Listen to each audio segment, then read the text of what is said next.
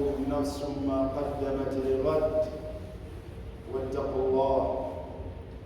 يقول نبينا محمد صلى الله عليه وسلم: اتق الله حيثما كنت وأتبع السيئة الحسنة تمحها وخالق الناس بخلق حسن. ثم اعلموا رحمكم الله أن أصدق الحديث كتاب الله، وخير الهدي هدي محمد صلى الله عليه وسلم، وشر الأمور محدثاتها، وكل محدثة بدعة، وكل بدعة ضلالة. وثبت عنه صلى الله عليه وسلم: وكل ضلالة في النار. فقال بأمير من نزل منا: السلام عليكم ورحمة الله وبركاته.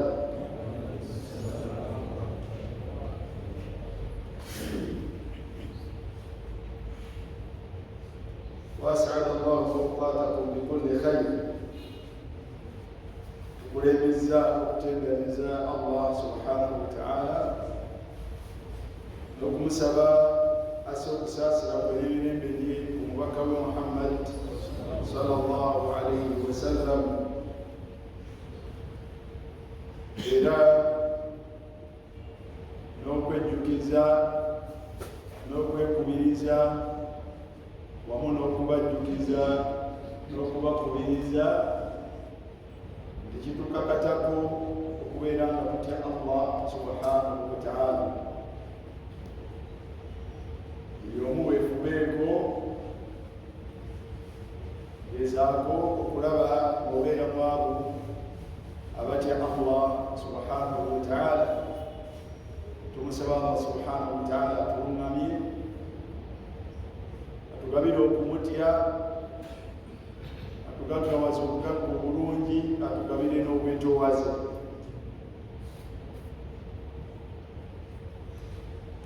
Baganda bange, njagala kubajjukiza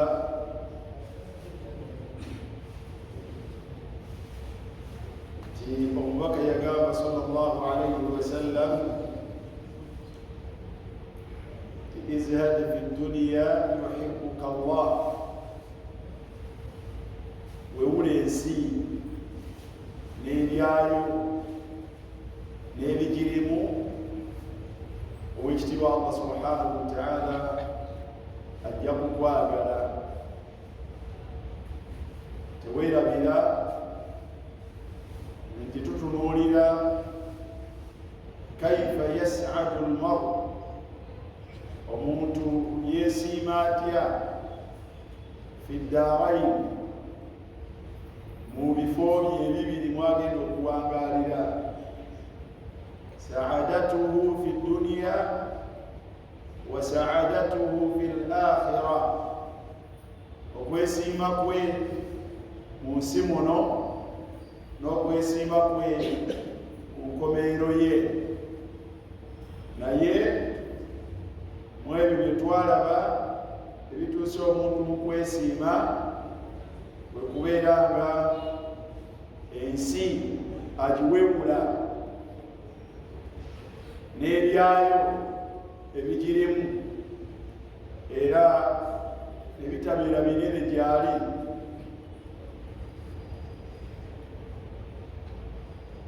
Naye ekyo tekituukikako okuggyako nga waliwo ebintu bye weekutteko. Mu byo twalaba ensonga 18 mu zo mwe muli at-ta'assi bin-nabiyyi sallallahu alayhi wa sallam, okubeera nga at-ta'assi okulabira ku nabbi sallallahu alayhi wa sallam mu ngeri gye yayitamu ne bwe yawangaala mu nsi muno, butya bwe yawewula ensi eno, era n'agiyitamu mu ngeri entuufu Allah subhanahu wa ta'ala gye yamwagaza agiyitemu, era n'atuuka mu maaso ga Allah subhanahu wa ta'ala ng'asiimiddwa. Olunaku olwaleero ebyokulaba ku Nabbi sallallahu alaihi wasallam obeerenga naawe otambulira mu buufu bwe, oba oliawo naawe owone era obuke mu kwesiima. Kyabuvunaanyizibwa okumanya nti mu bitutwala ne bitumalamu, mu bitutwala ne bitumalamu era ebitusuuza tetwebase era ebitukulungutanya, buli omu yamanyi ekifaananyi kyakyo kyalina mu mutwe ne mu birowoozo bye ne mu mutima gwe. Mwe muli emizimbe gayite amaka, mwe muli amaka oba enju oba emizimbe egyo egigwa mu ttuluba eryo. Buli omu ndaba abavubuka naye buli omu yamanyi ennyumba y'ekirooto kye, buli omu yamanyi ennyumba ey'ekirooto kyo. Abasajja abakulu nasallallahu alaihi, abasajja abakulu abazimba ku nnyumba obudde kumu abakyaloota endoote, abasajja abakulu abazimba ku nnyumba, abazimba ku maka, buli omu yamanyi amaka gakolerera era gagulumula. Allahu musta'an.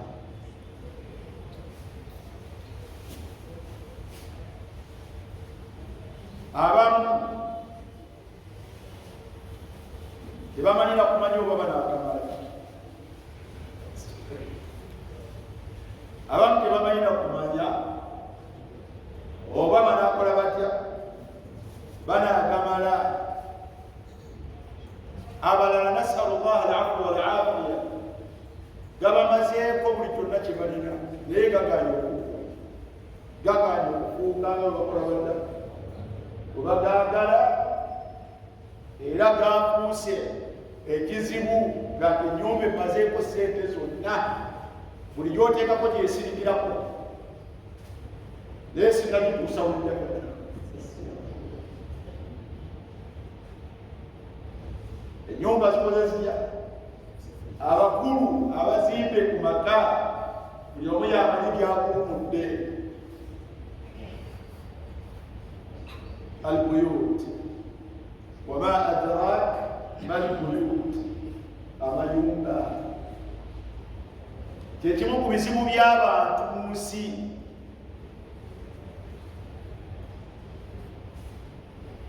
Kati ate wekidda ku bannyinaffe, bakazi baffe,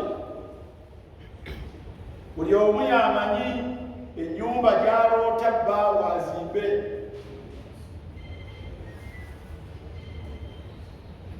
Era buli omu yamanyi eyo gy'alimu agiraba atya. Bw'ogatta wakati w'omusajja ne mukyala we ku birooto byabwe ku nnyumba, buli omu yamanyi okusoomoozebwa kwalimu okugwa yennyini n'okuva eri mukyala we.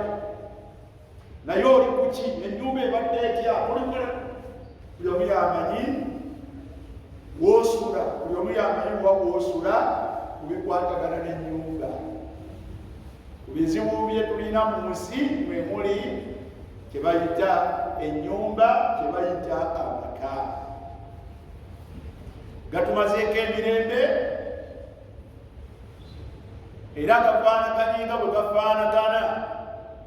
Gy'oli gwe gwenjogeraganya naawe, nange ayogeraganya naawe.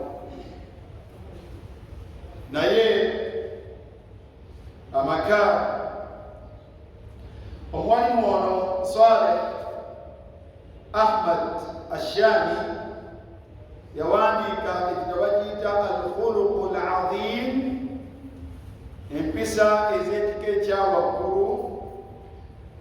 nga ziri ku nnyinizo ala sahibihi, nga ziri ku nnyinizo afdalu salati wa taslim Muhammad, afdalu salati wa taslim Muhammad, nga ziri ku nnannyinizo oyo Allah subhanahu wa ta'ala okusabasseeko okusaasira kwe n'emirembe gye ezisinga okubeera egy'ettendo, kubanga Allah subhanahu wa ta'ala bweyayogerako aga nti wa innaka la ala khuluqin azim, alkhuluqu alazim, mazima gwe olina empisa ez'ettendo. Bwe yali amwogerako ku peegi eya 313 we yatuukira ku mutwe ogugamba nti ma jaa fi maskani nabiyi sallallahu alaihi wasallam, katukunokolereyo ebikwatagana ku maka g'omubaka sallallahu alaihi wasallam.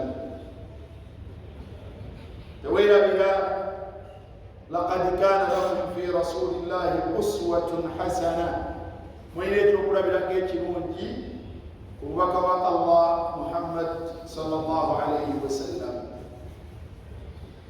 amaka g'omubaka sallallahu alaihi wasallam agafaanagana gatya? n'akulembeza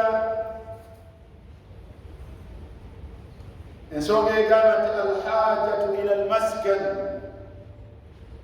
obwetaavu obw'ekisulo, era n'atulaga nti yuaddu almaskan min aldaruriyat. muganda wange omuvubuka, omuntu omukulu, manya nti ennyumba ebalibwa era etwalibwa min aldaruriyat, mu bintu ebiteekeddwa omuntu okubeera nabyo, allati taati ba'da at-ta'ami wash-sharab wal-libas, era ekwata ekifo kya kusatu mu ebyo omuntu byateekeddwa okubeera nabyo era byeyeetaaga, byatasobola kubeerawo okujjako ng'abirina. ekikulembera at-ta'amu wash-sharab, ekikulembera byakulya na byakunywa. ekyokubiri wal-libas, biba byambalo. ekyokusatu al-maskan, omuntu agwana okubaako ne waasula. era olw'obukulu bwakyo Allah subhanahu wa ta'ala imtanna ala nnas, Allah yalaga mu byengera byeyawulira omuntu. yagamba tabaraka wa ta'ala mu suratu an-nahl aya ya 8, yagamba nti wallahu ja'ala lakum min buyutikum sakana, wallahu ja'ala lakum min buyutikum sakana. Allah subhanahu wa ta'ala yabateera min buyutikum, mu mayumba gammwe. Allah yabateera mu mayumba gammwe, ekitegeeza mu mayumba kimu. ekyokubiri kum, agammwe, kyabuvunaanyizibwa nnyo omuvubuka gwandaba okubeera nga okolerera okubaako n'akayumba akayitibwa akako. Allah agambye ja'ala lakum, yabateera mu min buyutikum, mu mayumba ng'ate gaani, mu mayumba agagammwe. omuvubuka yenna manya nti mu byebbeeyi oteekeddwa okukolerera, oteekeddwa okukolerera okubeerako n'akayumba nga kako. Allah agambye nti kum, akayumbako. akayumba kani? akayumbako. Allah akayumba nga kako yakateekamu ki? akayumba nga kako Allah yakateekamu sakana, yakateekamu obutebenkevu. Akayumba akako Allah yakateekamu obutebenkevu, okatebenkereramu, omukyala wo n'akatebenkereramu, ezzadde lyo ne likatebenkereramu, n'omugenyi bw'obwajja naye akakola atya? Akatebenkereramu. Kalimu emirembe munnange Allah subhanahu wa ta'ala nga bw'agirambise nti ja'ala lakum min buyutikum sakana. Allah subhanahu wa ta'ala alina obutebenkevu bwe yateeka mu kayumba k'omuntu. Kalina emigaso egy'enjawulo. Wa ja'ala lakum min juludi al-an'ami buyuta, wa ja'ala lakum min buyuti al-an'ami buyutan. Enyumba zangeri za njawulo era zizimbibwa mu bintu bya njawulo. Emabega eyo nga zisobola okuzimbibwa mu maliba. Wa ja'ala lakum min juludi al-an'ami buyuta. Mu migaso gy'ennyumba, tastakhifunaha yawma dha'nikum wa yawma iqamatikum. Mwegasa nazo mu kiseera nga temuli waka, muli mu ngendo omutambudde, muli mu ntalo, ne mu kiseera nga muli we muwangaalira.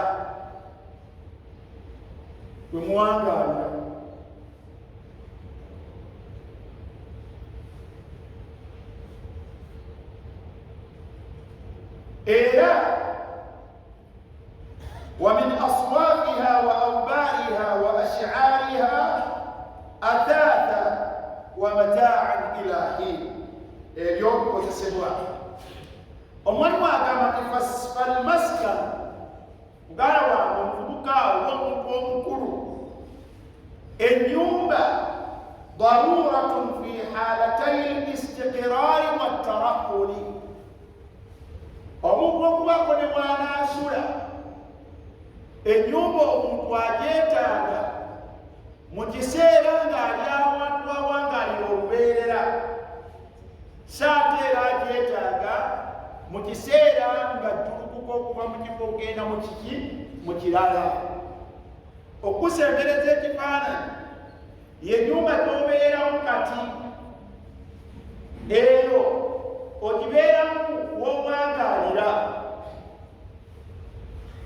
kiwe guli.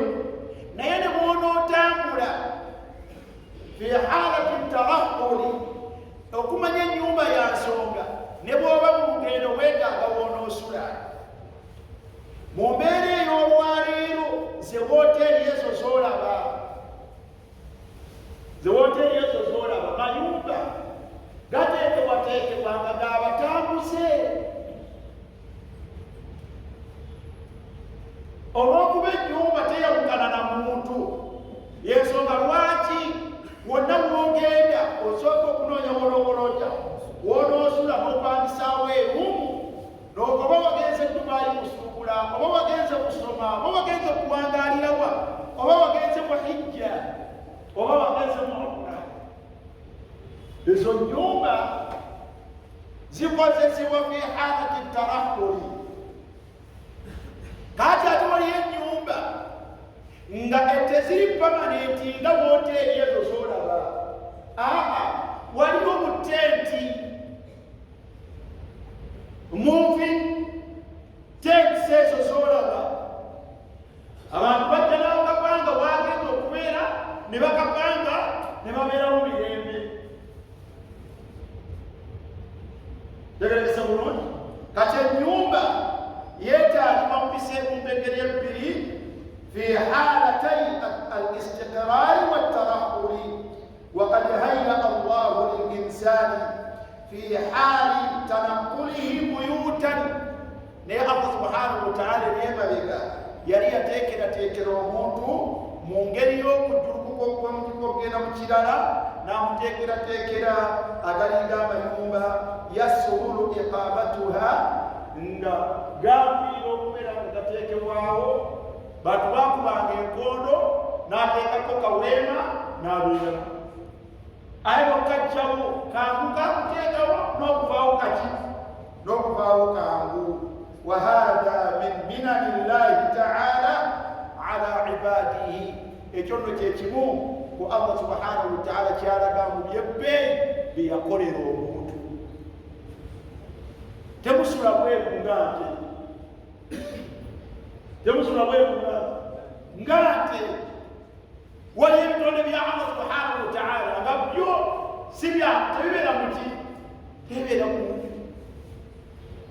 wali omunyemba okusoboozebwa nti ente eva kuzina ezamu zimusuulaaya naye ente ezamu teziri zemuyita eŋŋanda oba ennyolo enkuba gati ti abangi muteeteebweru bagitwalewa kuba emisango eyo n'omusala kuzikulisango eyo wa awla muhimmatu lbait ekisinga okubeera ekyebbeeyi omugaso gw'enju wa fawaidi mu migaso gy'enju ma yuamminuhu min assakan mwana wattu kyekyo enju kyetugifunamu ekyokubeera nga kutebenkera alladhi dhakaratuhu l-aya ekyo Allah subhanahu wa taala kyatubuulidde mu Qur'ani mu aya eyo Allah jagadde min buyutikum sakana mu byebbeeyi bwobanga olina akayumbako nga Allah akyakakuteereddemu obutebenkevu n'emirembe weebaze Allah subhanahu wa taala kubanga okyafuna mu kayumbako omugaso ogwo Allah bwe yakola atya bwe yakalambikamu. Ntera okugamba ti abantu mmwe ababeera mu buyumba mmwe abasiraamu buli omu ayambagane ne munne ensonga eno ebeerenga mu mayumba gaffe. Amayumba gaffe Allah yagateekawo omusajja agazimbye azimba akayumba afunemu obutebenkevu. Abantu bawangaala nga tebannafuna buyumba bwabwe bawangaalira mu kusomoozebwa okw'ekika ekya waggulu gwe tolabanga kalako kusomoozebwa na bunkenke bwa shahariya bwa buli mwezi tolabanga kusomoozebwa na bunkenke obwa buli mwezi. Katyo omuntu buli lwakuŋŋaanya akasente ke n'agulamu kapoloti 3 ne yeeresa n'azimbamu akayumba ke akaziko ke mukayita kaziko kalungu ke katya kamu aba agwana okubeera nga akafuniramu obutebenkevu. bw'obanga mukyala nga gw'omuttu ono gwe gwakute n'akuleeta n'akuteeka mu kayumba ke kano kaazimbye beeranga bwakisa mwanyinaze beeranga bwakisa omuttu ono mukubeerako mu kayumba ke akafuniremukko obutebenkevu buno Allah bwagamba.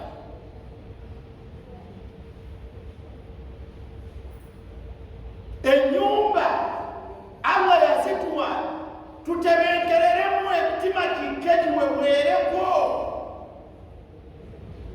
Naye osanga omuntu ma'al asafi shadidi ng'azimbye ennyumba zino ezammwe ze muzimba olwaleero mugamba nti etemyanga muntu naye nga subhanallah tagirinaamu sakanan tagirinaamu butebenkevu era nga yegomba kubeera kwelwaleero.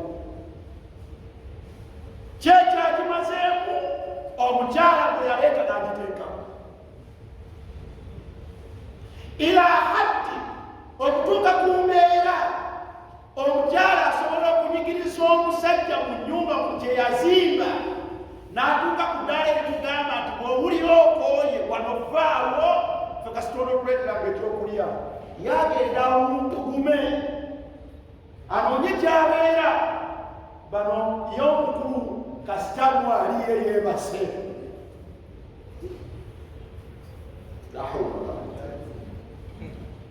وهذا من الظلم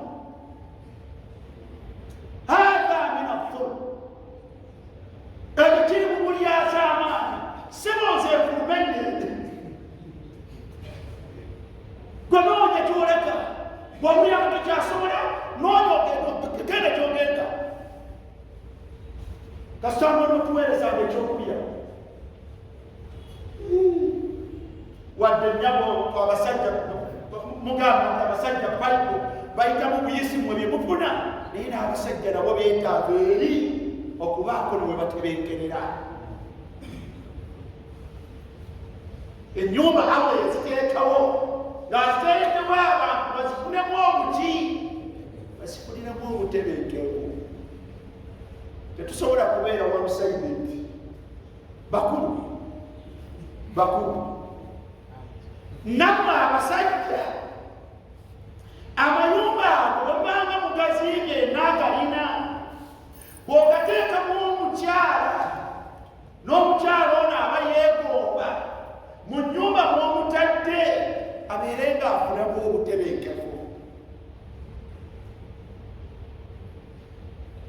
ng'abakyala bali bwe balabye waliwo n'abasajja abateeka mu mayumba ago abakyala ne babanyigiriza okunyigiriza kwotalabanga omukyala n'atuuka okunoonya wajawumpugumira adduke ekibagulira n'osanga ngadduse mu nju ng'anoonyeza omuzigo olw'ensonga nti omwami yasalawo okukola ekyennyuma ekyekyo Allah kyeyamugamba Allah kati wala tumsikuhunna dirara obanga wakubeera na mukyala tobeeranga na mukyala omukose omunyige litaatadu ojja kuba osusse ensalosalo za Allah obeera mubi ennyumba ne bweba nnene etya efunda waliranyiriyo oba yagirimu olwoyo agirimu engeri gyayisaamu munne abaffe ekibuuzo ennyumba zaffe zikyatuukirirako ensonga y'okubeera mukwazo Allah lwaki yaziteekawo olaba nga ennyumba yo ekyali ekyo ekyali sakana ne bakubuulira nti waliyo omuntu asula mu mmotoka ngaennyumba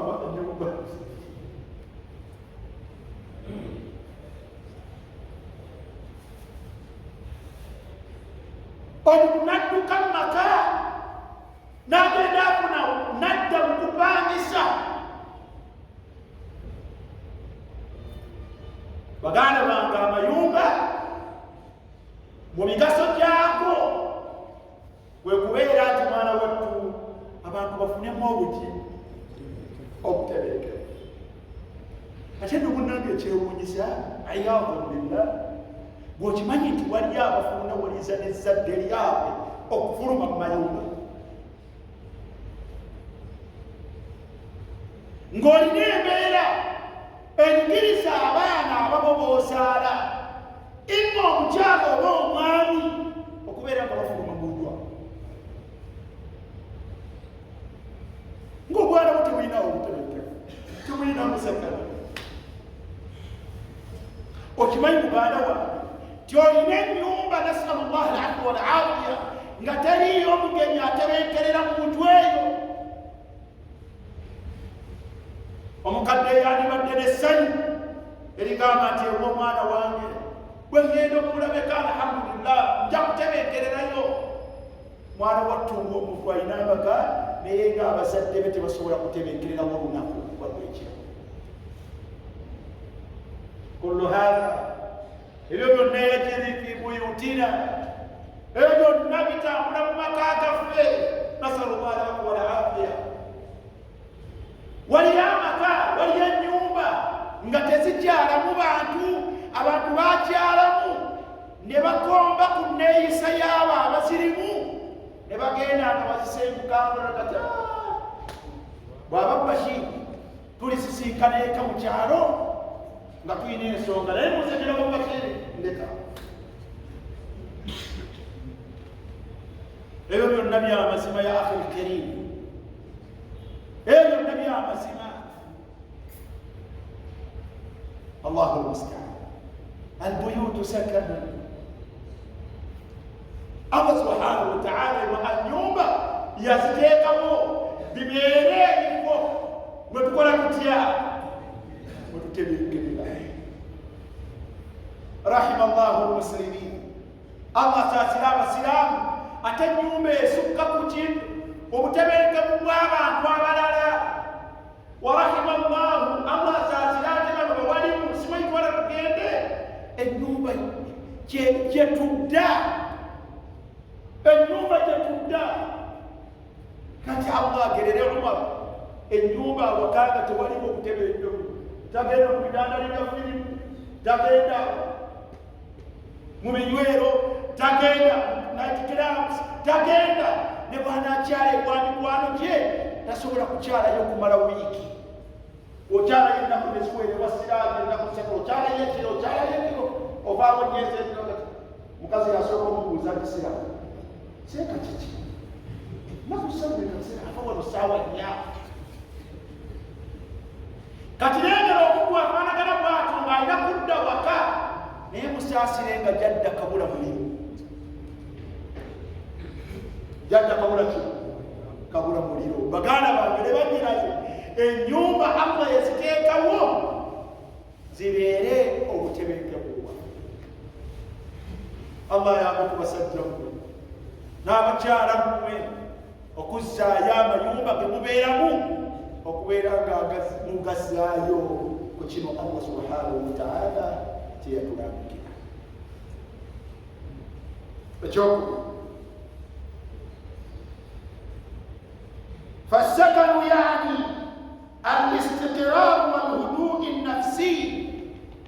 Ekitegeeza obutebenkevu bwe kubeera obukakkamu, omuntu bw'owulira mu mutima muli, wa makani raha liljismi, ekifo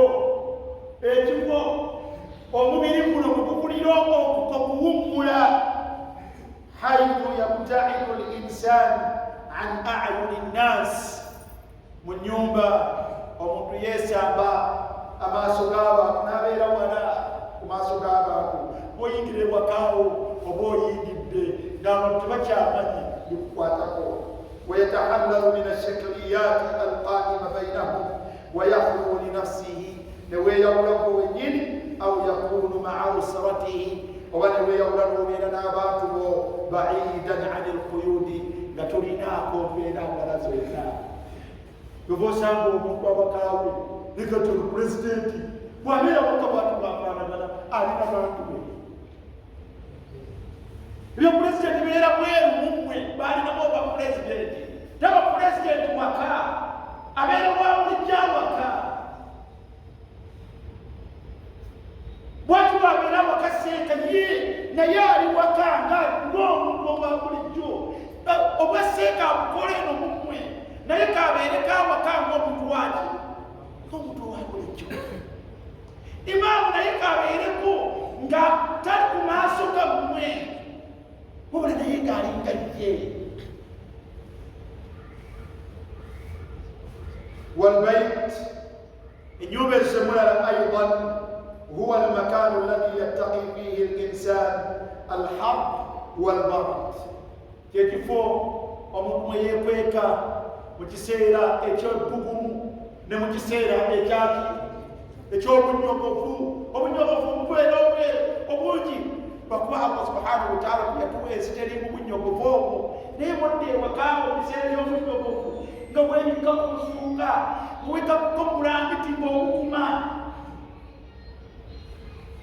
Bw'oyingira mu nju mu kiseera nga ebbugumu gyeriri ng'oyambala angizewe mu ngeri enyi nga bwebakakkaliriko ng'empewo efuwaku ebbugumu ly'ekkanzu ng'olikola otya.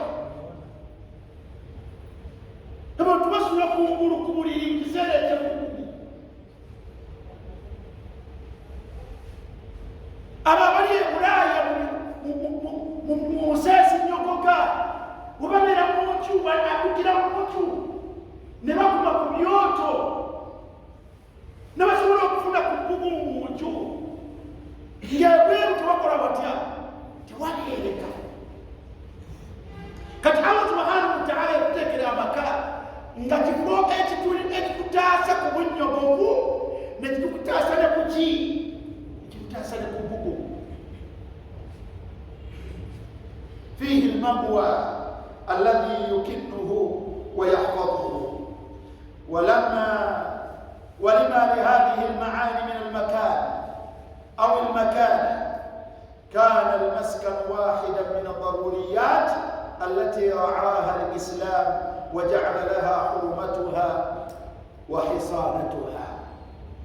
Obusiraamu bwateekerawo ennyumba ebizira kuyo era ne bitutwala nga kya bbeeyi kya nsonga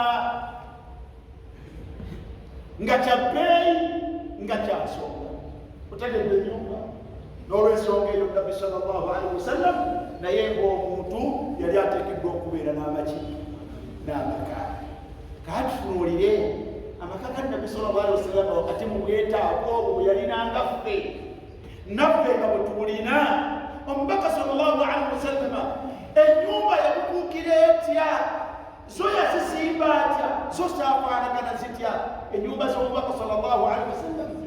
N'awoogerageranya ebiyo n'ez'omubaka sallallahu alaihi wasallam ezakkangamu obusiraamu obwo bw'olina, ezakkangamu Qur'an, ezakkangamu ahadith, ezisibukamu ebyebbeeyi,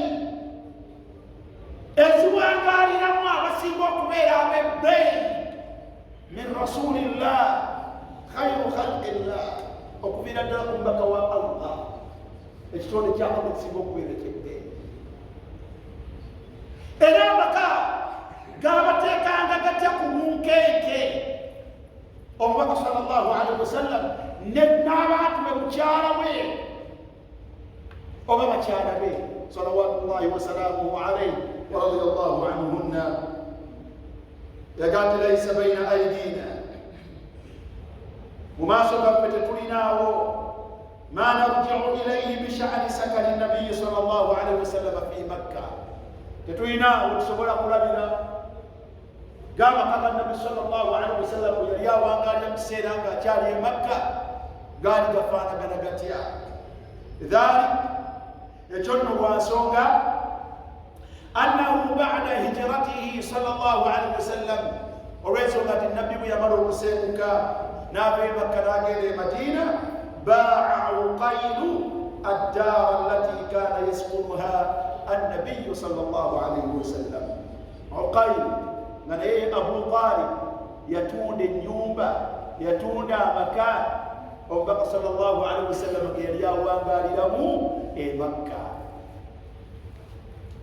Walidhalik yensonga lwaki lamma sa'ala Usama bun Zayd Rasulullahi sallallahu alaihi wasallam, Usama mutabani wa Zaid bwe yabuuza Nabbi sallallahu alaihi wasallam bwe baali mu hijjatul wida, nga bazzeeyo mu hijjatul wida, Nabbi sallallahu alaihi wasallam gye yakoleemu yokka yamubuuza ati aina tanzilu gada, olwo bava e Mina baddayo. Abu yamubuuza ati ya Rasulallah, bw'onoova mu misizi ogenda kubeera wa?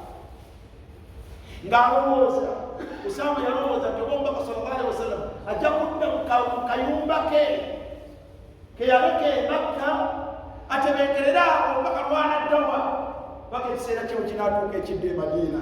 Omubaka yagamba sallallahu alaihi wasallam, wa hal taraka lana Uqaylu manzila, wa hal taraka lana Uqaylu manzila. Mwana wange olowooza nno Uqaylu nga naye Abu Talib yatulekera akayumba, ennyumba yegitunda bwe nali kati e Makka sikyalinawo ki, Makka sikyalinawo nnyumba. Olwaliro osanga abamu kubatwala abantu e Makka ebyo byalimu mu kyasa ekyo.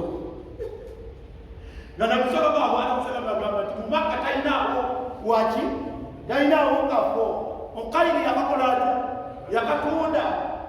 Tuli wamu mu mwaka ogw'ekkumi oluvannyuma lw'okusenguka. Olwaliro mu mwaka gwa 14 mwana mwena oba mwana mwetaano osanga omuntu ng'atutta abantu e Makka ng'amugamba nti aweewala ennyumba ya Nabbi sallallahu alaihi wasallam. Tumanyi okufeera obulamu. Mu mwaka gwa 10 Nabbi sallallahu alaihi wasallam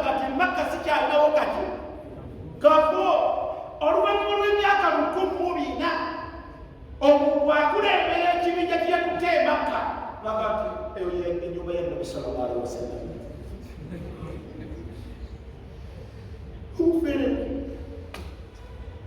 aina apayoka musajja amatizia era bakutende banakoma bonga basajja twalagene Nabbi sallallahu alaihi wasallam yali awaka aliranga kyali Makka abaana baranga bwe yazaalibwa Makka Nabbi sallallahu alaihi wasallam talina nyumba osobola kisonga yaliridda wa yali mu kifo alifulani kati enyumba ya Nabbi sallallahu alaihi wasallam yalifanagana Makka eyo ebiriyo oyita kulanganja yakulimbanga walida n'olwensonga eyo fasawfa yakunu hadithuna eboozi yaffe okukwatagana n'amaka ga Nabbi sallallahu alaihi wasallam egenda kubeera maqasiran nga yeyawulidde ala baitihi sallallahu alaihi wasallam fil madina ku makage ngaaliwa makage age Madina seviri walazeewo mulwadde seviri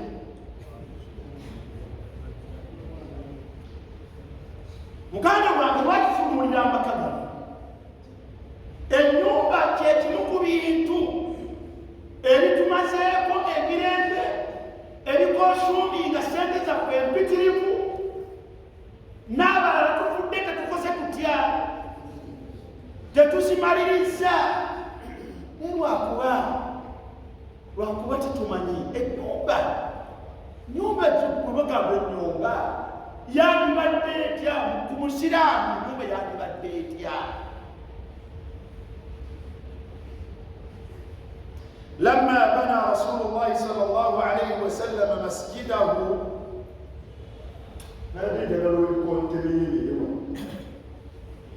لما بنى رسول الله صلى الله عليه وسلم مسجده مكان وكان بلال نبي صلى الله عليه وسلم يزيم مزكتي بوي صلوات الله وسلامه عليه نبي يزيم مزكتي بوي muzikiti gwe guliridda wa muzikiti gwe guli Madina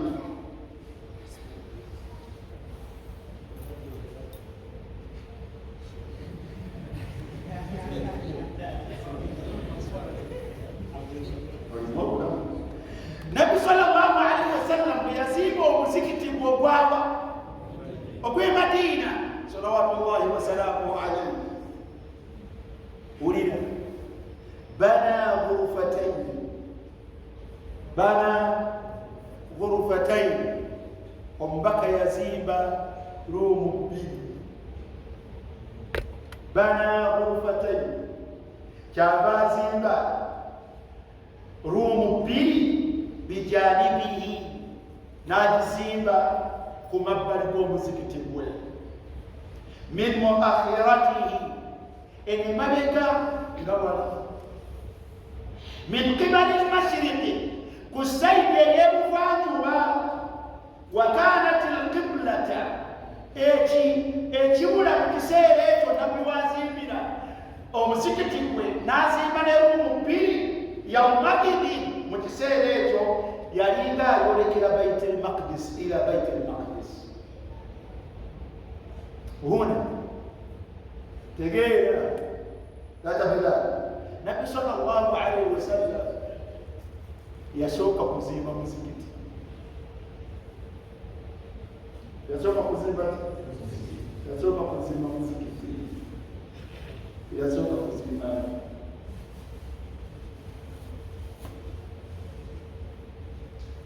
Nabbi sallallahu alaihi wasallam yasooka kuzimba muzikiti oyo yali Rasulullah sallallahu alaihi wasallam yasooka kuzimba muzikiti wakumaliriza ku mabbali gwakwo kyava azimbawo ruumu bbiri ruumu emu mega ruumu muganda wange gwandaba ne bwewamala okuzimba eriyo nasalullah alakola afya ne bwewamala okuzimba eriyo era tewalowooza kuzimba musikiti era tewasaako okulowooza waddako kulowooza ate kuzimba z'abapangisa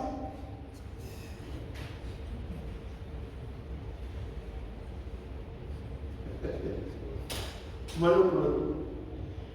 ne bw'omala okuzimba eriyo bye bakugamba nti man bana lillahi masjida bana Allahu lahu baitan fil janna kati ekireeta kumala okuzimba obwamapanzi ne bw'omala okuzimba obwemweyogerere era wakati temumala okunoongezeeyo n'obwebwayise wosobola okuzimba ebwayise era kaakati olina omuzigo n'ennyumba masha Allah obwo bw'omanyi naye gwalina ennyumba ku nsi kyandibadde kya bbeeyi Allah bw'aba akuwadde obusobozi wandizimbyeyo ku musikiti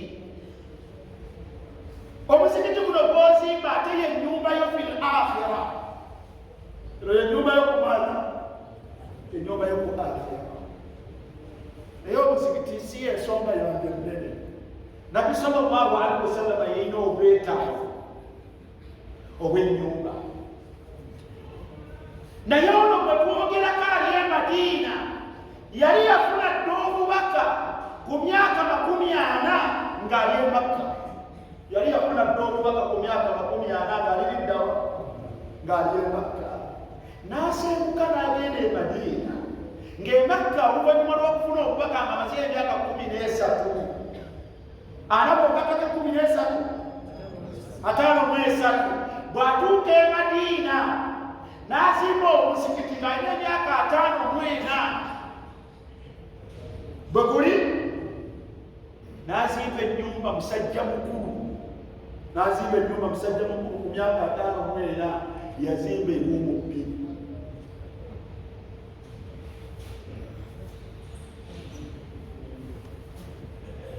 wani yazimba erumu meka oluvannyuma lw'okubeera nga ekibuga ekibula bwe kyakyuka Allah n'amulagira okwerekera Kaaba olwo ebisenge byebyo ebibiri ne bibeera ng'olwaleero obisanga hataani lghurfataani ebisenge byebyo ebibiri n'obisanga nga hidaa jidaari lqibla nga giri ku sayidi eyo ila yasaari musalla nga giri ku sayidi eya kkono kati bw'obeera e Madiina olimi otunudde mu qibla mwana wattu amaka g'omubaka ago gabeera ku kkonowo indama yatawajjahu ila alqibla wulira ebigambo ebiwo wa kanat wahidatun minhuma rumu mekezo rumu ebbiri rumu emu lizawjatihi Sawdatu binti Zum'a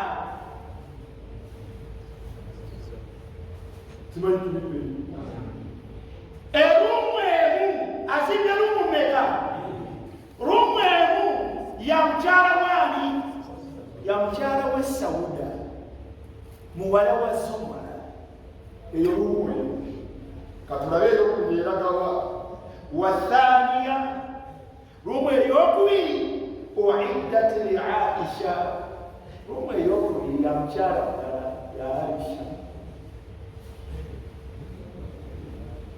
rumu eyokubiri yani yagira biteeseteese nga ya mukyala we Aisha wakana kad aqada alaiha naye yali yamaze okumusiba nika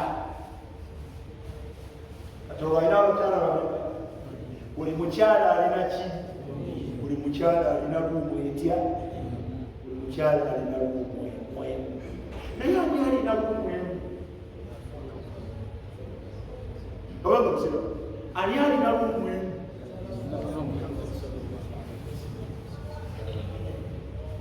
bakyala ki abali mu ruumu emu maama Sawda wa azwajuhu ummahatuhum Allahu akbar bakyala bannabbi bamaama babakkiriza bonna maama Sawda alina ruumu emu ne maama Aisha eyalina ruumu etya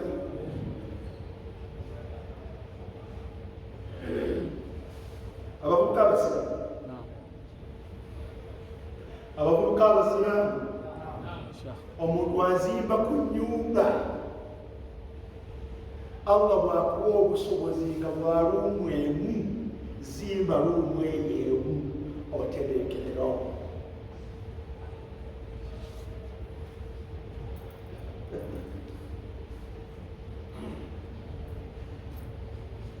Nabete abamuka abasiraamu abangemu abasiraamu omuntu Allah subhanahu wa ta'ala omuvubuka omusajja omusiraamu azimba ku nyumba azimba ku maka amaka otegeeza kiseeka ntegeeza amaka nno ddala agawedde emirembe agawedde emirimu n'otazimba n'otebeekerera omwo genkana ky'omunene erumu ya beeki. Lwaki kino olaba nga tekijja mu bwongo ng'ate osobola okubeera mu mbeera nga opangisa lumwe ng'ogibeeramu mu bupangisa.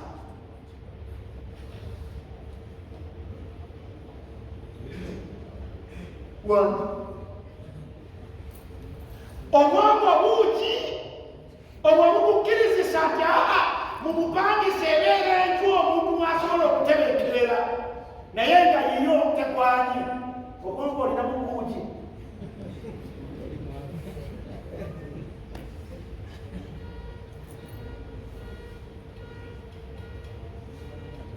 Mulekwa osanga omuvubuka ng'apangisizza bumuyeki emu nga mwateesa ensonga zizonna mwatebeekeredde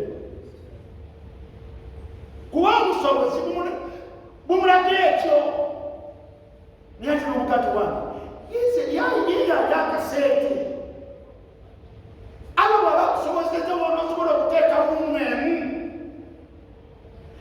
oteekemu ruumu emu eyo otebeekerera omwo aye nakuba ati leka naawe seete nga nzimbe nyoba eruumu emu agisirade kumusajja hadha rasulullah ono mubaka waani ono mubaka wa Allah subhanahu wa ta'ala ali mu ruumu emu faman anta atekodwa lengera bwogera oteekawo erinnya oze sebbiiri olutakangama sebbiiri omwalwa bwoweekaki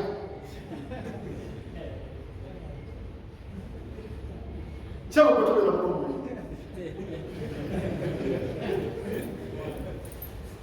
naye nabbi sallallahu alaihi wasallam asinga abantu b'ensi eno yonna okubeera ow'ebbeeyi yaga nti ana sayyidu waladi adamu nze ow'enkizo mu maaso ga Allah mu baana ba adamu bonna wala fakhar sikyogera lwakwekuza yaishu fi ghurfa yaishu fi ghurfa owangalira mu bumu etya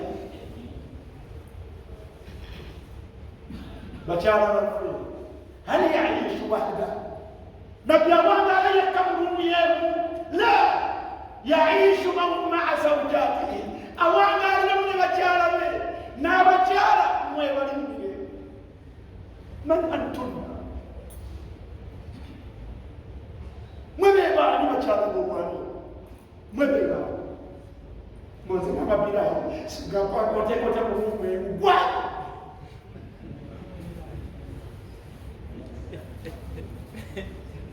Chacho gambe nsema mabira Orobe ya wachitimba nga Aisha radhiyallahu anha awanga mume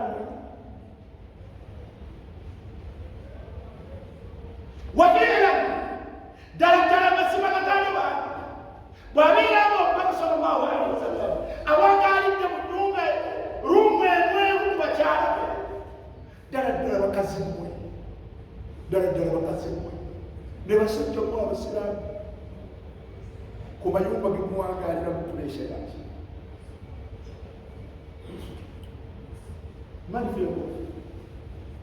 man minkum fi ghurfa illa qalil alimu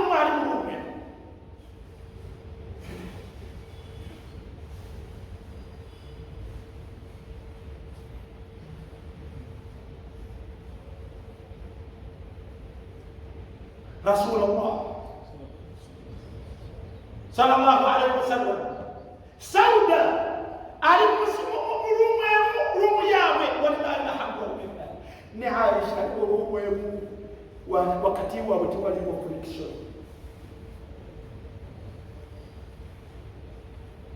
wakasimama sia friction zaidi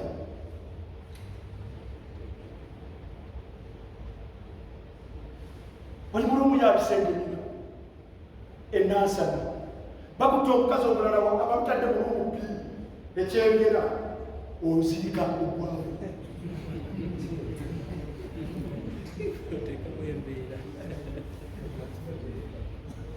subhanallah subhanallah.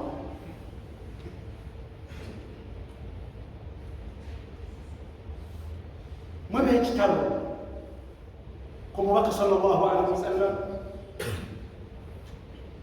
mwe bakyala ab'ekitalo ku bakyala b'omubaka sallallahu alaihi wasallam.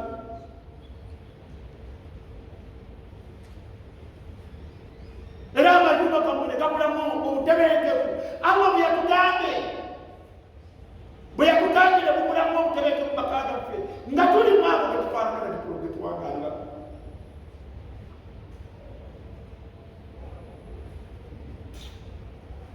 وأما بقية الحجرات يقابل يومك بيوما أتى بسيجة بلالا فلم تبنى نبت يزيبا كم سيجة نبت يزيبا كم سيجة بلالا إلا عند الحاجة إليها يزيبا كان في وبيتا وبيبي سيجة بلالا.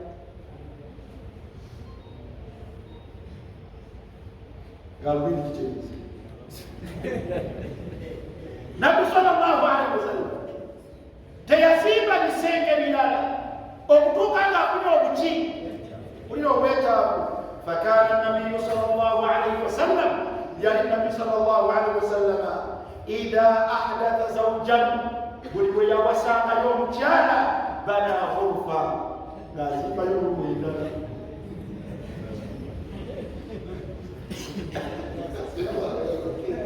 Nabi sallallahu alaihi wasallam teyazima atayongira kumakati kugagasia mpaka anafuna uweta netulinda tulabo uweta omwana kuongeza anakumaka netumusanga mpaka sallallahu alaihi wasallam buluye wasanga yomukyala ngamuzimbira olumwedala eretia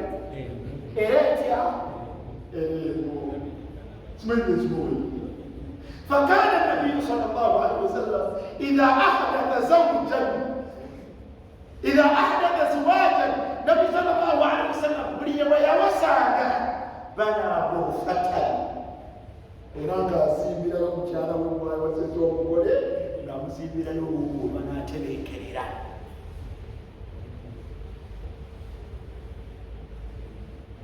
Oleye bamuka kusimba yemwemu sito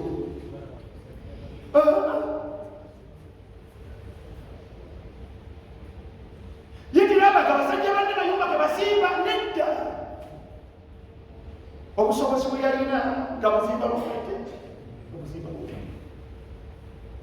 ya ahinkali tolowoozesa tikulama ahdatha ziwajan nabimula nengagenda okuwasa ngazimanya nyumba muvubuka gwe tonnazimba olina omukyala tonnakola era tonnafuna butebenkevu ne mukyala mugwena tonnafuna butebenkevu n'abaana be mulina ababiri tebannafuna butebenkevu. Tonnazimbira temunafuna butebenkevu mukyali kudduka era mulombeera musembuka nga muyita ku bantu obwo tudde mu maaso abaana bo ne mukazi bo batudde be muyitako babagamba naye okibulako basasula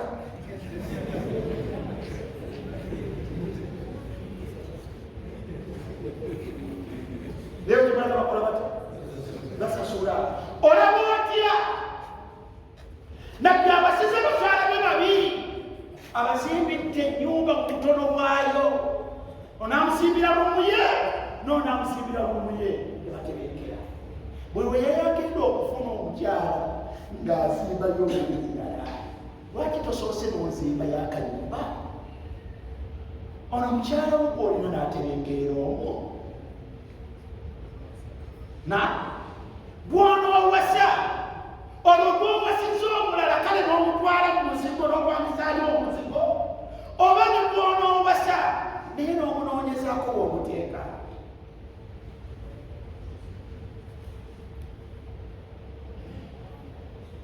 Obugenge buno bwe twekuliyetingira abavubuka n'abasajja bwaki omukazi gw'olina ali mu muzigo n'abaana babiri gati njagala omukazi omulala olina omuzigo emweyogerere oyagala n'omuzigo ekireka.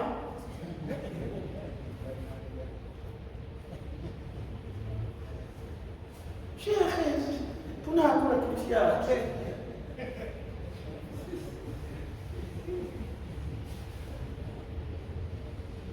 Abakyala olwagala barakagavu naye noono yali abakolako omubaka yagamba hubbiba ilayya min dunyakum thalatha, yatandikira ku al atibu wannisa, naye abakyala yali abakolako naye tiyawazanga bwato nga tebalina bwe bagenda kubeera.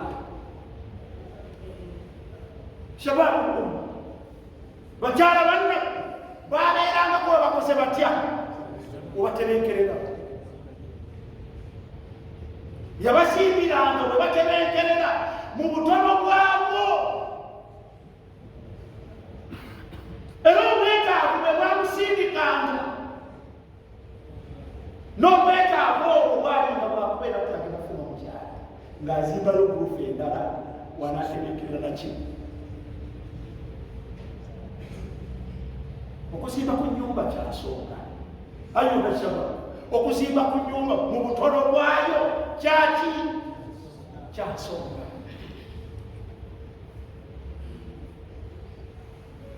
Zimba ennyumba ey'essinzi, zimba ennyumba ey'obusobozi bwo, zimba ennyumba ey'obusobozi bwo. Bw'ebanga ennyumba mu busiraamu bweti bwefaanagana, yinza okugamba nti ebitundutundu 7 ku basiraamu bonna basobola okubeera n'ennyumba. Tekokobana ebitundutundu 7 ku basiraamu bonna basobola okubeera n'ennyumba. Bwe kibeera nga ennyumba gurufatan wahida, bwe kibeera nga ne gurufu emu ne ruumu emu esaabinganga enju, abasiraamu bangi basobola okubeera n'ennyumba.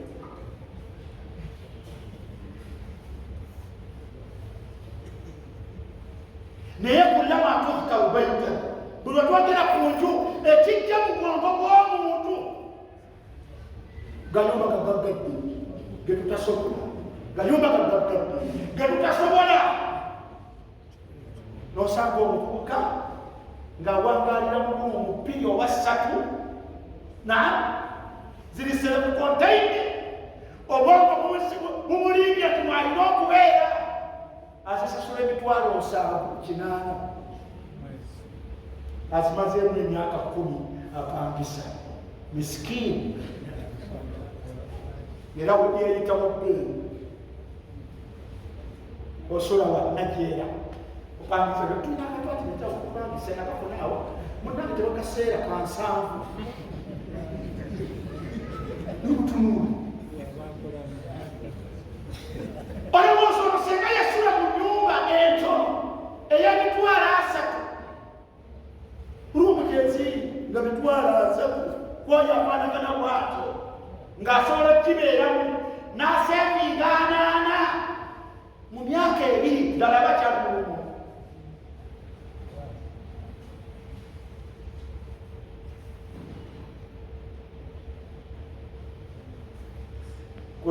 فكان النبي صلى الله عليه وسلم إذا أحدث زواجا بنى غرفة. قال ابن الجوزي قال محمد بن عمر كانت لحارثة بن النعمان ولو مسجب من حارثة صحابي جليل mutabani wa Nu'man yalina manazil yalina obuyumba qaribatun min almasjidi nga buli kumpi n'omuzikiti wa hawlahu gwetolodde. fakullama ahdatha rasulullahi sallallahu alaihi wasallam ahlan bwe yafunanga omukyala tahawwala lahu haritha an manzilihi nga nabbi amuviira mukalumba okono noti ya rasulullah kasikuteekebwa haritha yali mugagala nalina obuyumba bwe obwetolodde ki bwetolodde omuzikiti bumwemwemu. Nabbi sallallahu alaihi wasallam yasanga omubaka haritha tukoze tutya lwekyala kabi kalungi kabyako kulinaani oba otiika omukyala. فكلما أحد رسول الله صلى الله عليه وسلم أهلا تحول له الحارث عن منزله حتى صارت منازله كلها لرسول الله صلى الله عليه وسلم وأزواجه. وكذا كما ويوم وحارثة mutabani wa Nu'man nga bonna Nabbi sallallahu alaihi wasallam bwafuuka bugwe obuyumba bwonna nga bwafuuka buki nga bwafuuka bugwe. Nabbi sallallahu alaihi wasallam yakola atya? Ma nashukku tetubuusabuusa fi anna nabiyya sallallahu alaihi wasallam Nabbi sallallahu alaihi wasallam kafa'a harithan obuyumba bwonna Nabbi sallallahu alaihi wasallam ateekwa okuba nga yamusasula Nu'mani ala dhalika in fa'alahu hadiyya bw'aba yamumuwanga buwi mpaka yamusasula. فقد كان يكافئ على هديه صلى الله عليه وسلم على الهدية بأضعافها. mpaka kubali kuwamuwanga kirabo nga akuwa abakola kyakuwanga kisinga ekirabo kyokozotya kyomuwa. kati Nabbi sallallahu alaihi wasallam tasobola kubanga Nu'man halima yamuwa obuyumba kati naye yamumuwanga kirabo. Nabbi sallallahu alaihi wasallam atekubanga yukulaki au annahu yu'tihi thamanaha oba sekyo yakumugulangako obuguzi oba sekyo nabbi yakukolanga atya yamugulangako oba funyemu obeta njagala kubasa mukyala kalungi nabo kalungi okambuse akukulire olweka kalunga Nabi sallallahu alaihi wasallam eida gakamuwa Nabi sallallahu alaihi wasallam nabako kyako kyake kyamuwa obala kutati kalumukala nadiyo kukamuzi wonneka nga akagula olwogaleka mukyalo olwogakolakya olw'ensonga wayashukuru lahu Nabbi sallallahu alaihi wasallam kyakola haythu yutiiqu lahu an takuna buyuta azwajihi qariban min almasjid. Kino Haritha yakikola ng'ayagala amaka ga Nabbi sallallahu alaihi wasallam gabeere kumpi naki n'omuzikiti.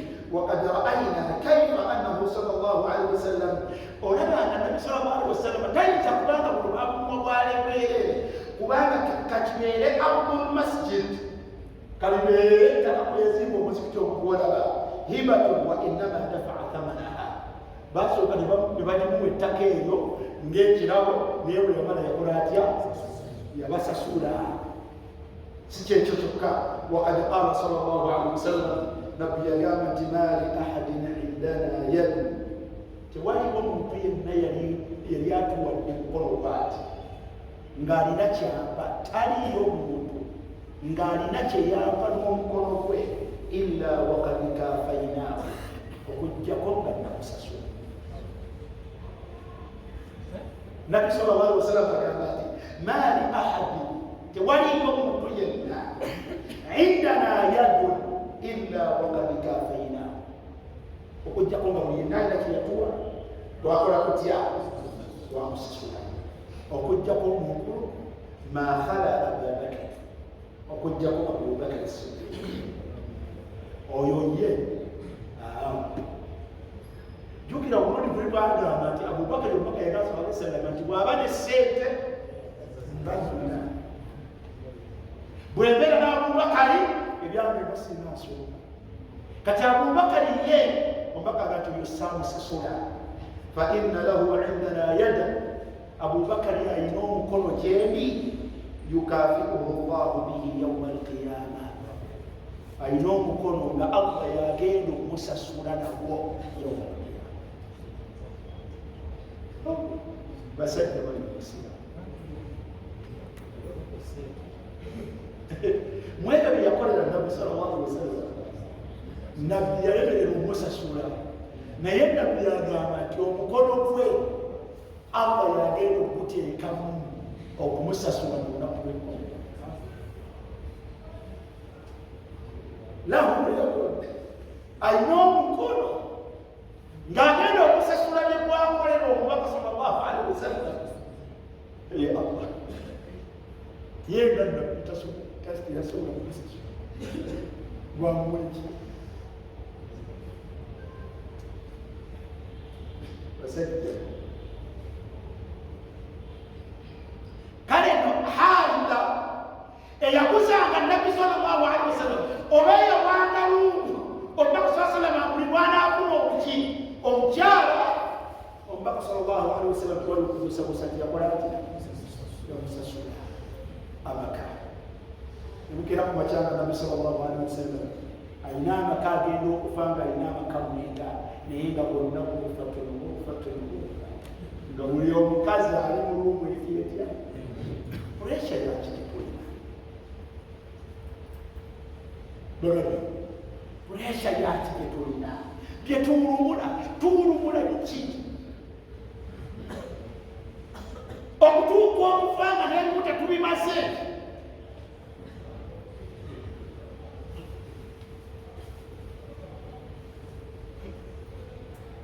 Lwaki omuntu tazimba ekyekigero? Lwaki tuzimba ekyekigero?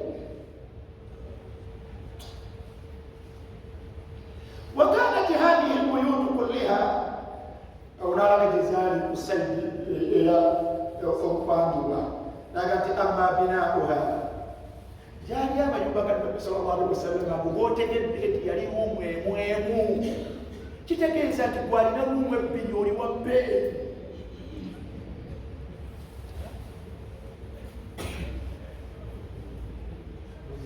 Amaka ga Nabbi gonna yalumu etyetya, ekitegeeza nti omuntu yenna omusiraamu alina lumu ebbiri, alina kyaki nakyabbeeyi. Ate amaka ago simeereere wabula gonna galimu abakyala. Ekitegeeza omukyala yenna ng'alina omwami we nga bali mu lumu bbiri nga basiraamu balina kyabbeeyi. Lwaki bakazi mmwe mu lumu ebbiri ezo ez'ebbeeyi lwaki temutebeekeredde? Lwaki temutebeekeredde? Mubungeeta wallahi. Nemulemererwa lumu ezebbiri ate babasanga nga temwafulumye muso mwagenzeze mwapangisizza. Luli basente mubadde bazipangisa kati ate senyini semwasseemu ate nebbadde by'okuzipangisa ate erikwani erikummwe. Bwe mwazaalayo abaana bwe mwavaayo nabo ate bwe mwava eri mu lumu ebbiri ate mu mwagenda mu lumu ebbiri gye muli mwekka ate ne musigalanga eri gye mwadduka ewalumaligati leeta sekupangisiza bano leeta tekuli bano leeteza okupangisa bano oyagala tuyagala ojja kutupangisiza fiirani kulugekwenkani era temuva ku mbuga z'amateeka. Atupangisize.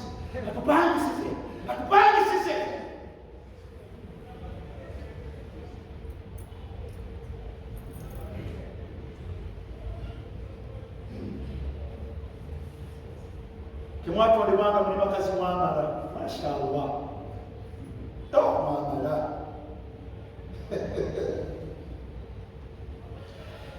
Amaka ga Nabbi sallallahu alaihi wasallam gaali gaasimbibwa mu ki? Wa amma binauha gaali gaasimbibwa fakana min al-libn, gaali gaasimbibwa mu buloka. Wa saqfuha min al-jarid, ng'obusolya bwago mwana wattu bisansa.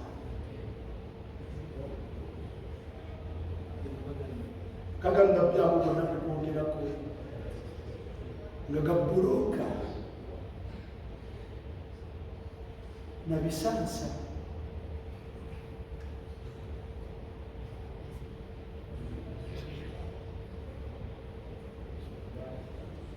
Munusula mabati ate tuwansobola mabati mulinawo nesiimi naye temuli mabati.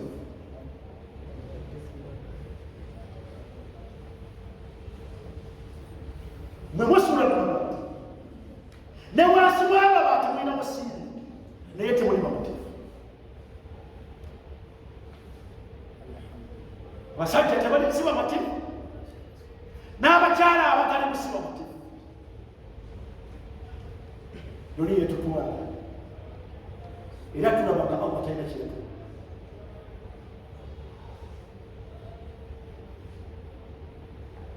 Wakanat 9 abiyat,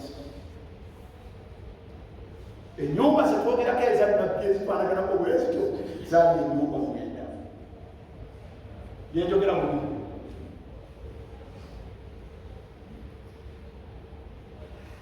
emiryango gyakyo.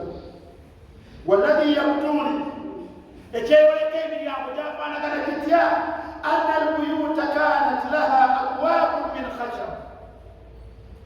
Amaka ga Nabi sallallahu alaihi wasallam enzigi zaago zaalinga zambaawo. Wa amma alhujurat,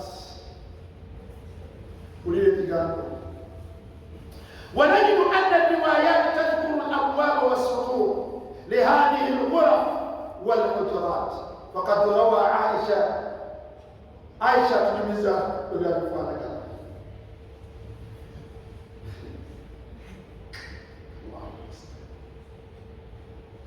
النوبة سمسال من الزكاوى.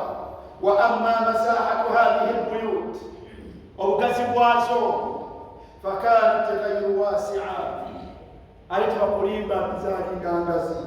فقد ورد في الصحيح قال الحديث يقول أن النبي صلى الله عليه وسلم نبي صلى الله عليه وسلم يبيران قبروه ييمو كان إذا أراد السجود ويبيران أسرك يتيو صلاة الليل وجاءتك وكفونما في صلاة الليل غمز عائشة نالنكو نقول قرر عائشة مبروك فكفت رجليها نافنك مبروك عندما يسجد نبي صلى الله عليه وسلم كفونما. فإذا قام نبي يمين لها بسطتهما لا يقول لكم مقول. أن يعلم بفضله فعلا كربوه.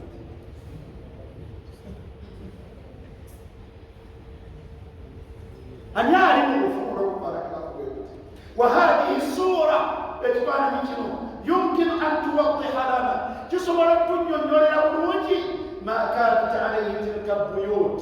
أما كانوا بذلك فعلا صلى الله عليه وسلم.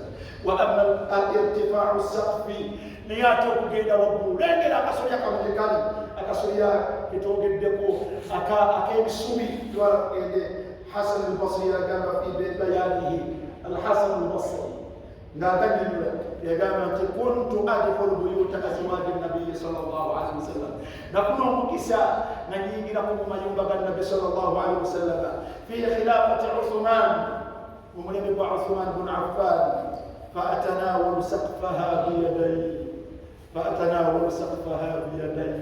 نقول له ويكم كل إخوان الرسول.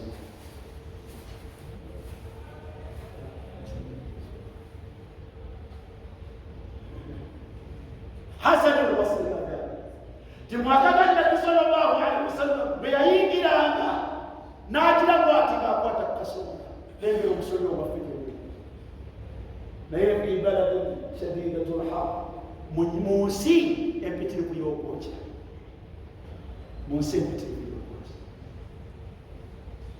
tumalizeni hadithi ya Salama. وكانت أم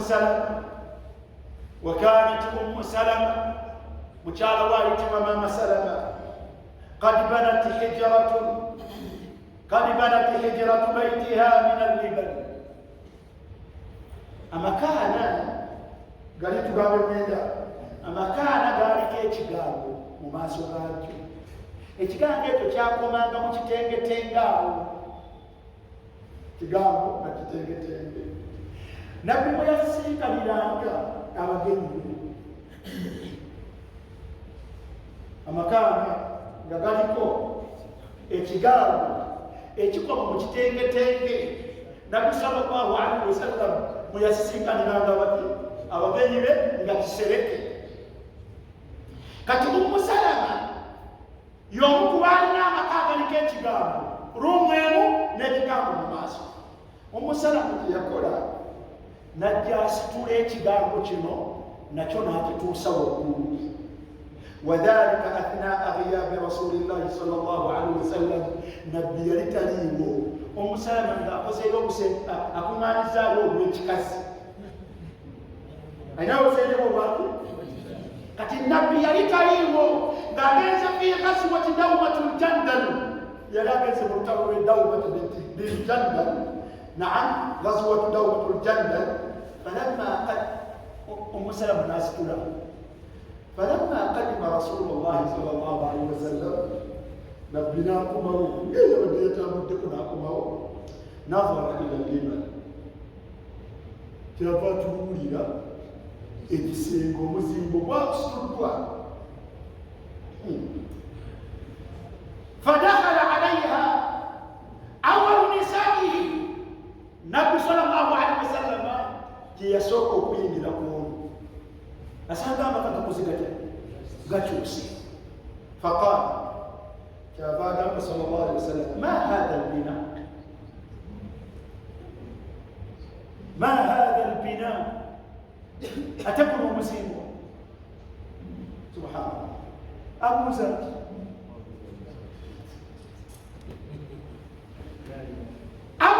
صلى الله عليه وسلم أبو زر eyali baddenga lumu ey'okubiri yesituliddwa ku makaaga. Abuuza ti ma haadha albina, ate guno omusimbo gw'endaba.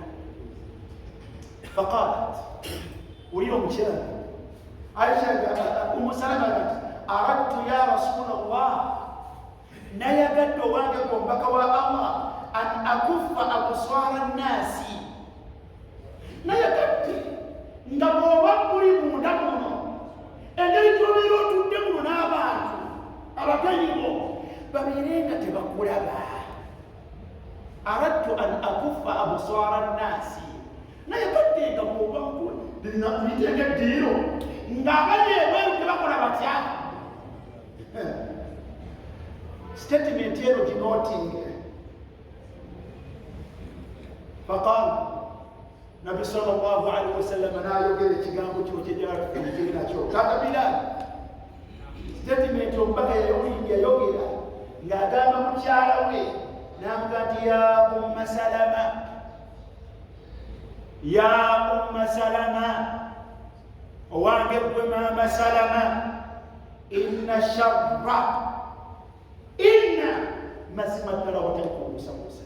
Kino inna mazima ddala watali kumuusamuusa kimu.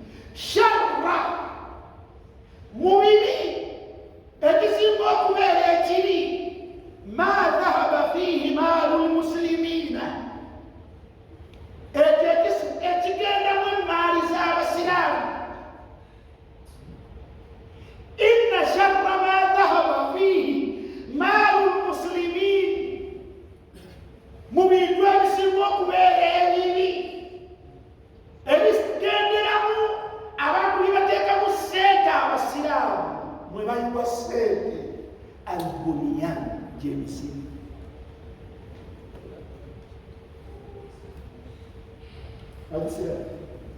Inna sharra ma dhahaba fihi maalu lmuslimiin albuniyan, mu bintu ebibi abasiraamu mwe bayiwa ssente gy'emisimbo. Naye kino akyogerera ku bumu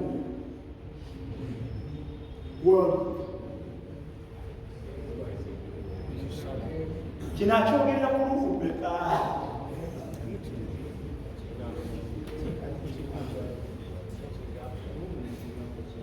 Ali ku makaaga gasiisiddwa gawere ebimu mmeka? Gawere ebimu bbiri. Mbaka abafulumizaako statement egamba nti mu bibi abantu mwe bayiwa ssente gy'emizibu. Mu hadithi endala yagamba nti ala abasiraamu mumanye, lwaki agamba nti kibi? Yagamba nti la ujrata fi ddin, la ujrata fi ddin, emizibo gye muzimba tegirimu mpeera nengi. Yensonga lwaki agambye nti kyekimu ku bibi bye muliwa mu ssente, kuba musobola osipendingiramu ssente empitirivu naye nga tewaliwo mpeera zemugenda kutuuka mu maaso ga Allah abaga nti empeera ya nnyumba yo. Webale kuzimba nnyumba gyewamalirako obukadde ebisatu, empeera ziizo. Yensonga lwaki omubaka agamba nti kyekimu ku bintu ebibi abantu abasiraamu mwe bateeka ki? Bino abyogeredde ku nnyumba efaanagana bwetyo. Yanaasi senga nabbi yalaba ku mayumba gafaanga olwale byatugambe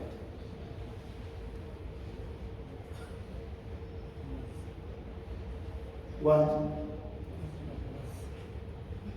senga nabbi yalaba ku mayumba gafaanga olwaleero yatugambe ati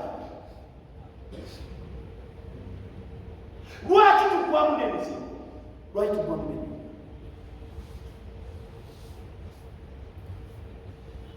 naye wemune komenti yateekako wenagati tilka hiya buyutu rasulillah, akugenda kaga nabi sallallahu alaihi wasallam allati kana yanzilu fiha alwahyi, akugenda kanga mububaka Qur'ani yembe gafaanagana bintu gabbe.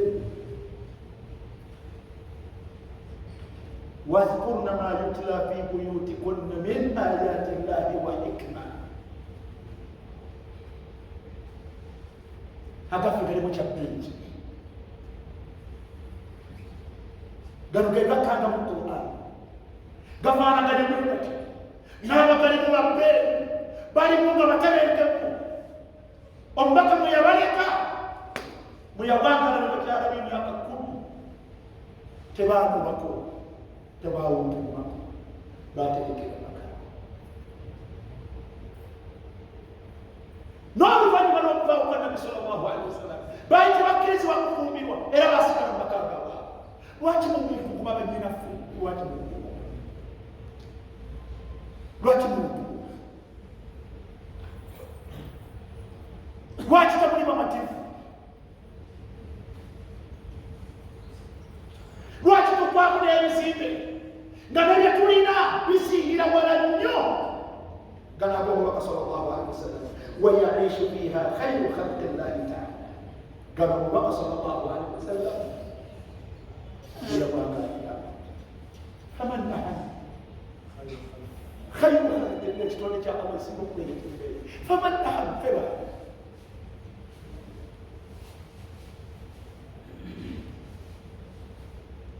olw'okuba mulabira amayumba abatali basiraamu gye bazimba, olw'okuba mulabira amayumba abantu ge bazimba min alharamu ge mutamanyi na ssente mpitirivu ze bakakulumulamu, poloti yokka mwazigula za bbeeyi, poloti ya bukadde 8, poloti za bukadde 7, poloti za bukadde 3, n'ova ku poloti n'agenda otuula amayumba gadde kampawundi okkekolebwa biliyoni, n'ogenda ku nnyumba naawe n'osigala nga togebekedde.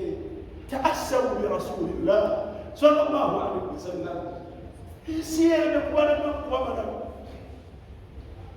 naye omuntu azimba ku maka n'atebenkereramu ne bagamba matogo gatya. Tutebenkere kuyumba Allah bw'akyakola, tutebenkere kuyumba Allah bw'akyakoza mwakyakuwadde, tusinzise omwani, tusinzise Allah subhanahu wa ta'ala. waliwo ebigambo tujja kubiraba mulundi okujja insha Allah. Allah subhanahu wa ta'ala Sa'id ibn Musayyib budde mukoze okubi naye Sa'id ibn Musayyib yaqulu olunaku lwe gaabonyebwawo amaka ga Nabi sallallahu alaihi wasallam basobole okukasira omusigiti, amaka ago gaamenyebwawo ku mulembe gwa Al-Walid bun Abdul Malik. Al-Walid bun Abdul Malik lwe baamenyawo amaka ago, naye Walid bun Abdul Malik bwe yagamenyawo Sa'id ibn Musayyib yagamba يقات والله ليل الله لوددت أنهم تركوها على حالها لوددت نيكو بسيطة ما كان رجال ينشأ ناشئ جنريشن يجي من أهل المدينة مبادئ المدينة ويقدم القادم نعم ما كانوا كفاية بجي المدينة من الأفق فيرى وليومونغا وانغا للمدينة وام لو يأتي جازي أميرينغا ربا ما اكتفى به رسول الله إيتي مريدا نتشو إيتي مريدا في حياته مبرموين فيكون ذلك تبيرينغا تياني بدأت قسام السلام مما يزهد الناس في التكاثر والتفاخر سيغاما كانوا قاسي برا المدينة أبو مدينة عندما قربكو نافينو كيندي مدينة عندما مكاما ترمبكا أما كبومبكو برمكا تيان ديان ديان بسلام okubeera nga kiteebiira emitima gyabwe okuvaamu attakaafu okuyingiwala wattafaaku n'agazimba mu ge tuzimba ne twefuula ab'ekitabo ku balala senga galikibwa وللحديث تتم إن شاء الله وللحديث تتم إن شاء الله سبحانك اللهم وبحمدك أشهد